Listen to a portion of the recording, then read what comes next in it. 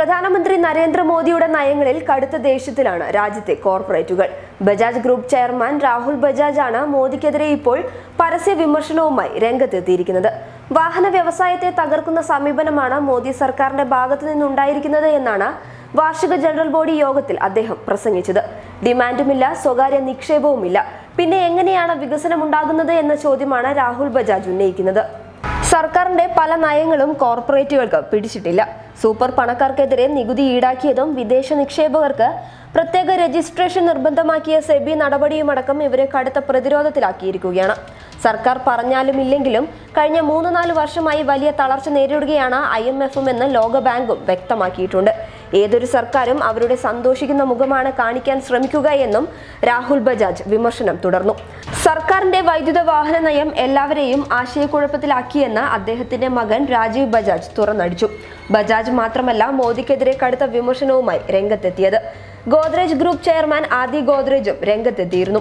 ധനമന്ത്രി നിർമ്മല സീതാരാമൻ അവതരിപ്പിച്ച ബജറ്റ് വികസനം അടിസ്ഥാനമാക്കിയല്ല എന്ന് അദ്ദേഹം പറഞ്ഞു. രാജ്യത്ത് വർദ്ധിച്ചുവരുന്ന അസഹിഷ്ണുത വികസനത്തെ ബാധിക്കുന്നുവെന്നും അദ്ദേഹം വ്യക്തമാക്കി. ഇക്കാര്യത്തിൽ നിക്ഷേപകനും എഴുത്തുകാരനുമായ ബസത് മഹേശ്വരിയും നേരത്തെ രംഗത്തെത്തിയിരുന്നു. അദ്ദേഹത്തിന്റെ ട്വീറ്റ് ഇങ്ങനെയായിരുന്നു: വൈദ്യുത വാഹനങ്ങൾക്കുമേലുള്ള GST കുറച്ചതുകൊണ്ട് ഡിമാൻഡ് കൂടില്ല. അതിനുവേണ്ടി അടിസ്ഥാന സൗകര്യം പോലും ഇവിടെയില്ല. വൈദ്യുത വാഹനങ്ങൾ ചെറിയ വിലയ്ക്ക് കിട്ടുന്നുവെന്ന് കണ്ട് ജനങ്ങൾ വാങ്ങണമെന്നില്ല. അതേസമയം ഇത് വാഹന വിപണിയിൽ പുതിയ സംഘടന ഉണ്ടാക്കുമെന്ന കാര്യത്തിൽ സംശയമില്ല. 2016 നോട്ട് നിരോധന സമയത്ത് പോലും മിണ്ടാതിരുന്ന കോർപ്പറേറ്റുകളാണ് ഇപ്പോൾ സർക്കാരിനെതിരെ പരസ്യമായി രംഗത്തെത്തിയിരിക്കുന്നത്. ബജറ്റ് പ്രഖ്യാപനത്തിനു പിന്നാലെ ഇക്വിറ്റി ഇന്റലിജൻസ് CEO പൊറിഞ്ചു വെലിയത്തും ശക്തമായ വിയോജിപ്പുമായി രംഗത്തെത്തിയിരുന്നു. $5 ട്രില്യൺ എന്ന സ്വപ്നം കൊള്ളാമെന്നും അതൊക്കെ നടക്കുമെങ്കിലും ഈ ബജറ്റ് പ്രകാരം ആ സമയമാകുമ്പോൾ ഇന്ത്യയുടെ GDP 4% ഇടിയുമെന്നും അദ്ദേഹം പറഞ്ഞിരുന്നു. News desk public Kerala.